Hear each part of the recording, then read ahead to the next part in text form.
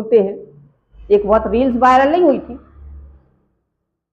कि जब हमें पहले थॉमसन का एटॉमिक मॉडल पढ़ा दिया, प्लम पुडिंग मॉडल, इसके बाद क्या पढ़ा दिया वो कोटा फैक्ट्री में, कि पहले थॉमसन का पढ़ाते हैं फिर रदरफोर्ड का पढ़ाते हैं, कहते नहीं नहीं ये गलत है, इसके बाद नील्स बोर का पढ़ाते हैं, फिर कहते नहीं ये भी गलत है, फिर कहा कि हाइजेनबर्ग अनसर्टेनिटी श्रोडिंगर इक्वेशन तक पहुंच जाते हैं। ऐसी बातें याद रखिएगा।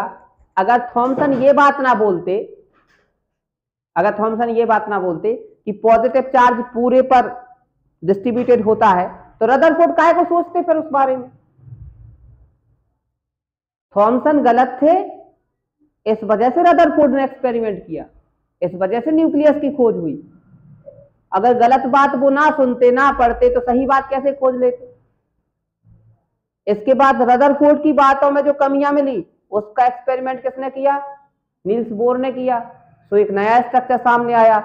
नील्स बोर की बात का जो एनालिसिस किया वो किया बाकी लोगों ने, जिसमें डी ब्रोगली शामिल थे, श्रोडिंगर शामिल थे, हाइजेनबर्ग शामिल थे।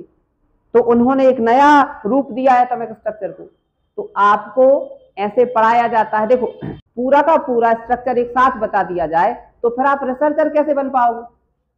रिसर्चर की थिंकिंग प्रोसेस को डेवलप किया जाता है कि देखो कैसे चीजें बताई गई थी, उनमें कमी मिली थी, इसके बाद उनको सुधारा गया और नई नई चीजें आई हुई। तो आपकी इस थिंकिंग प्रोसेस को डेवलप करने की कोशिश की जाती है। मतलब वो ये कहना चाहते हैं कि आज आपको जो पढ़ाया जा रहा है उसको आप सर्वदा सत्य मत मानिए, हो सकता है इसमें भी कोई अपडेट हो।